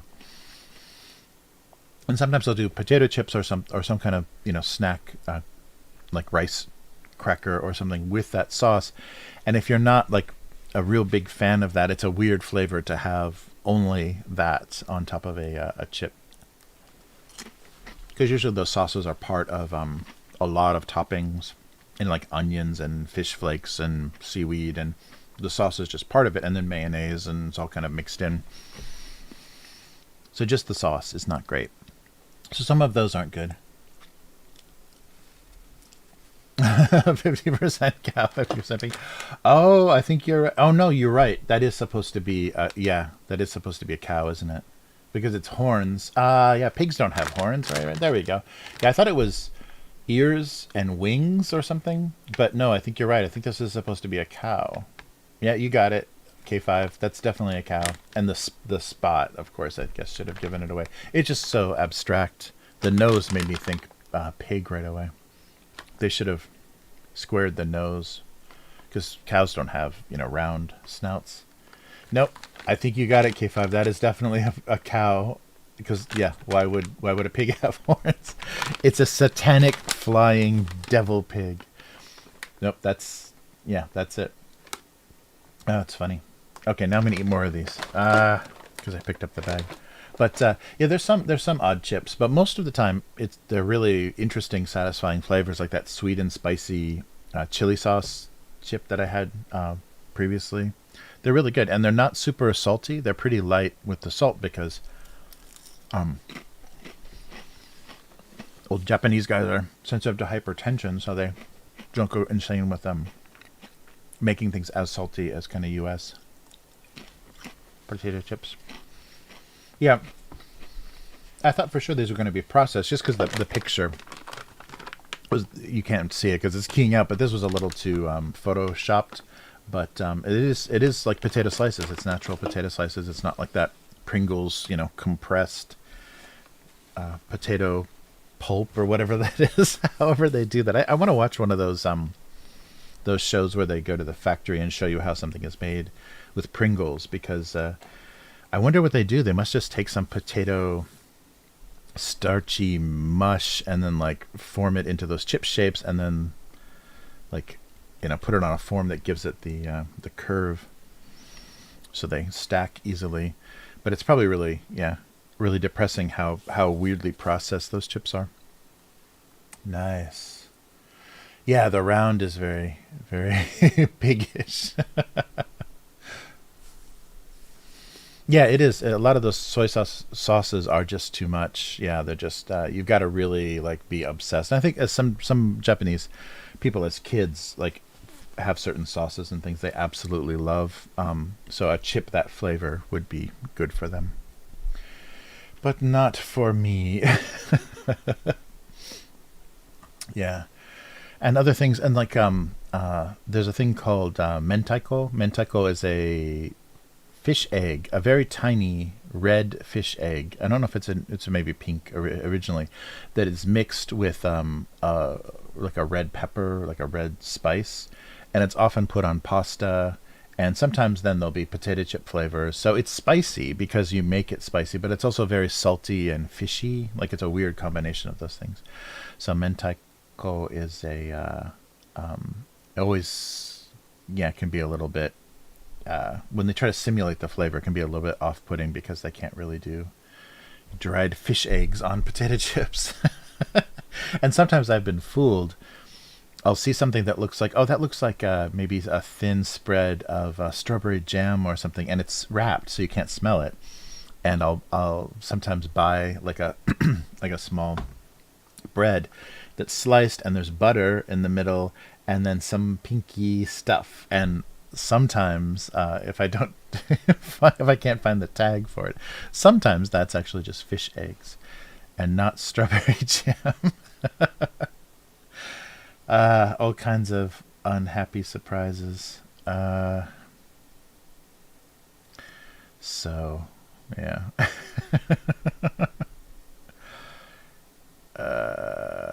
Yeah, it's gonna be it's always full of, and I think I also told you the sweet beans, the Japanese anko or azuki, is a sweet bean that's brown. They kind of make into a brown paste, and so often you'll see things that look like they could be chocolate. You take a bite and it's a sweet bean instead of chocolate, and that's like, drinking vodka and expecting it to be water or whatever. It's very like, oh, that's not what I wanted at all. Yeah. Yeah, definitely. You will definitely, if you don't like seafood, coming to Japan, you'll have a few of those. And especially being a vegetarian and coming to Japan, you're going to accidentally eat meat, because there's a lot of things that are prepared with fish stock and various types of fish products. So you're going to eat a lot more meat than you'd want to, unless you live at a Buddhist temple in Japan. Yeah, it's harder to avoid. It's not as vegetarian friendly. Although, a lot of the hipster restaurants and places are starting to cater towards vegan and vegetarian much more here, but it's still not very friendly. beans. Yeah, sweet beans. Beans are a dessert. Yeah, right, right. Yeah, that's exactly what rehydrated potato discards. Yeah, probably during the peeling process or whatever, they generate enough potato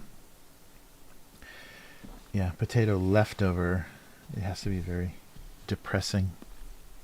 But I do miss large potatoes. I mean, they do some of the restaurants, like I think there's a TGI Fridays here, or some of those like chain restaurants. They'll import the big potatoes, so you can do potato skins or sour cream and onion baked potato. But it's pretty rare here. You can't do them yourself very easily. It's rare to find a big Idaho spud, which I miss a lot. That's nice. Yeah, but rice is the staple food here, not potatoes. All right, let's go back to here. So I think that's gonna do it. Yeah, so luckily a successful convenience store. I don't know how long the streak will continue, but hopefully. Yeah, there's a lot of spring things coming out. There was a whole aisle of and they were just the regular products, but they put the cherry blossoms on them and make them all pink for a spring type effect. Yeah, let me see if I can find that. I have that. I took a photo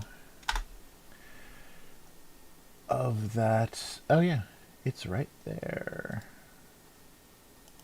So here is what the grocery stores are looking like in Japan now as we're getting into spring. So this is just a regular aisle of snacks, but this is everything springified, so it gets very pink. Very pink, and it's the beginning of March is the Hinamatsuri, the doll festival, basically kind of the girls' holiday. There's a boys' holiday and the girls' holiday. So the doll festival is kind of girls' day, and so a lot of the things are themed spring, and also so when you see the little prince or king and queen, I guess emperor, empress kind of figures, that's part of the doll festival. But yeah, lots of pink. So the aisles start to look like the Barbie toy section very, very quickly. And it's all just the standard flavored things. It's just they want to have the package, match the. I think because people will have little parties and get-togethers and things, so you can bring your favorite snack, and it doesn't have to be like cherry flavored or whatever. Bring your favorite snack, and it fits the theme. It's kind of a First Amendment defender. Yeah, it's it's probably the closest thing, because it's the springtime biggest holiday, and they make it the girls' holiday because, and I forget when the boys' day is, but it is kind of just to celebrate your girl kids or your boy kids, and there's a little bit of ceremony or festival around it. And I think even going to the shrines for those days to kind of pray for the health and future of your kids.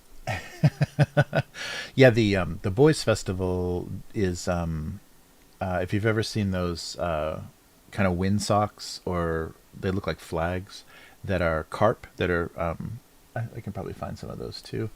Those are for the boys festival. Yeah, find one of these.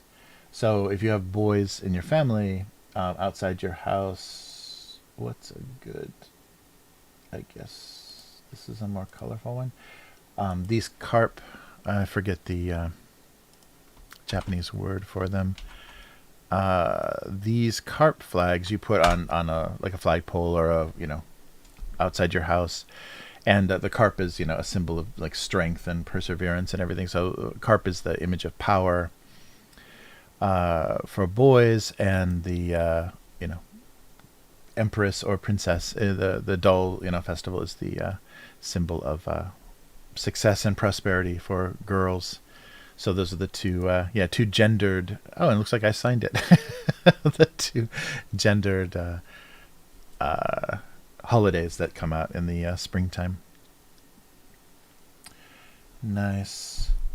Yeah, so as you can see, the carp are all different color, and you see that a lot too. A lot of the theming and things, especially for men. If you want a symbol of strength on a tattoo, or even like a T-shirt or something, the carp is a very traditional symbol of strength. So as opposed to, yeah, I don't know, like not a horse or a bull or something. Yeah, the carp is very cultural. But yeah, so now the grocery stores look like this.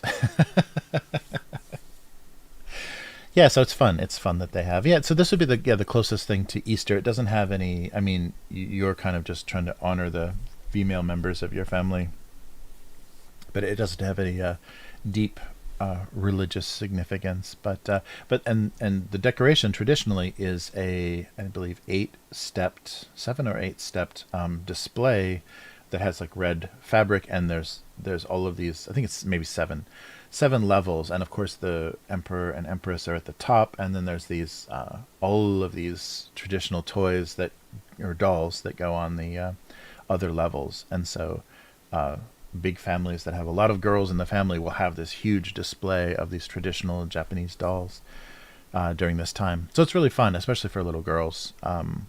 It's a really fun time to set that up and talk about because it talks a little bit about the royal family and the kind of the structure traditionally of like a Heian period or older period structure of the royal family. So it's kind of fun. Yeah, some history and details. So yeah, that's very that's very happening right now. Oh yeah. Sweet walking waffle. Oh, okay. So K5 is let's see what a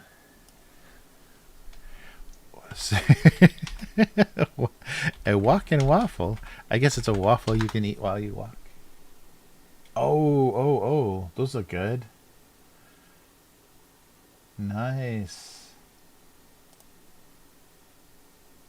Oh, those look really good, yeah. Walk and they're spelling it E-L. Interesting. Single F-E-L. That must be a copyright thing. Oh, and lots of flavors too. Oh, that's cool. Oh, so I guess walk in, so it's like a small snack, and it looks like it opens easy. Oh wow, those look good. Caramel. Oh, is Matt voting for the walk-in waffles? Did I miss something?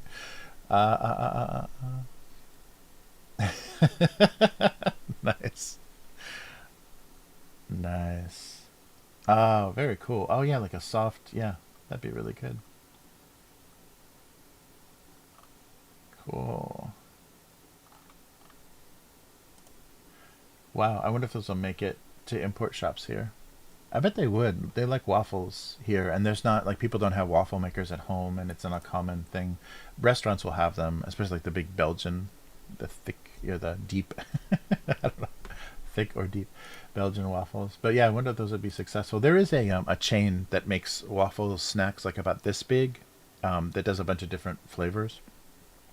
So they might be competing with that, but these look really good, and I like the flavors. Yeah, Belgian snack. Oh, that must be why they spell it the Belgian style. Yeah, that's why it's WAFEL. A Belgian waffle. Nice. Well, thanks for sharing, K5. Oh, yeah. Dipping in syrup. Get out of here. That would be good. Yeah, it looks like they have some ones that are like kind of dipped, not completely, but like one face in chocolate with sprinkles, or white chocolate. Is that white chocolate? Oh, pearl sugar. Oh, yeah. So it's not chocolate. It's pearl sugar and sprinkles.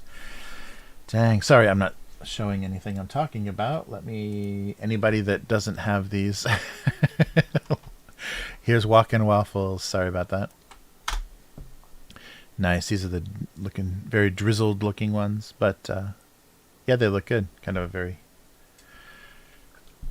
portable waffle snack. It's torture. Now you got to go out and find some walk-in waffles. Walmart.com has them on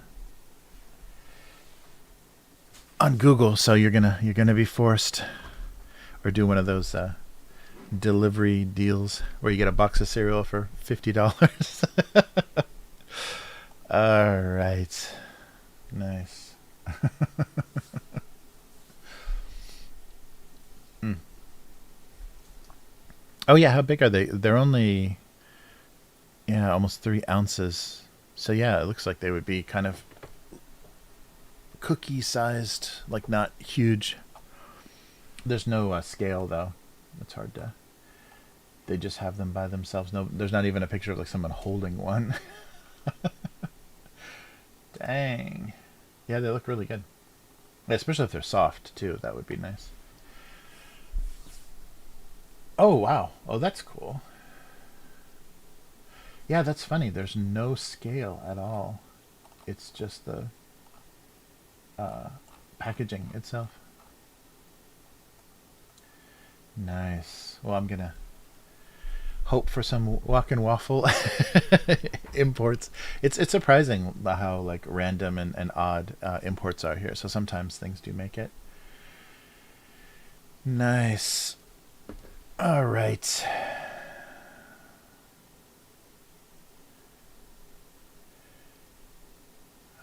So that will do it for this week. Thank you for hanging in there. Sorry I wasn't. Yeah, I didn't want to get bogged down with too much war talk. It's kind of, yeah, it's just depressing. The one thing that did make me think though is all of the anti-Russian kind of sentiment. I wonder if we just didn't hear it in the U.S., but if there was that much anti-American sentiment with the U.S. going into Afghanistan and or Iraq, or it was kind of this weird justified thing where it's like, okay, following on 9/11, we're going to let them roll their tanks in and do what they're going to do. It made me very curious about, how much we didn't see about the world. Now we're seeing it on social media very clearly, but how much we didn't see about the world's reaction to the U.S. rolling tanks around and toppling, governments and things. Yeah, so, yeah, it's crazy. But, so everyone, good to see you. Oh no, K5 is making it worse. Whipped cream and, oh, nice. Nice. Yeah, definitely. When they don't show you any scale, they don't show you any scale, there's, uh, it's difficult to tell. So it's easy to fool you online. So you can, green guy trolling. Oh no, I didn't. Oh man, yeah. There's got to be so much stuff, and there's going to keep being more and more images and everything out. Yeah, I'll take a look and see what else is going on. But yeah, so everyone have a good night and hunt down some walk-in waffles, unless it's time for bed. And yeah, so we'll do this again next week. So abusecartoons.com is the website, and gocomics.com/domestic abuse is the archive if you want to read these when they go up. And I will see everyone next week at the same time. So thanks for hanging with me. And yeah, it was fun as usual. Sorry, just very low energy. But we did have the new and improved wasabi beef chips. So at least there was a some positive aspect of the stream. So take care, everyone, and I'll see you all next week. Goodbye.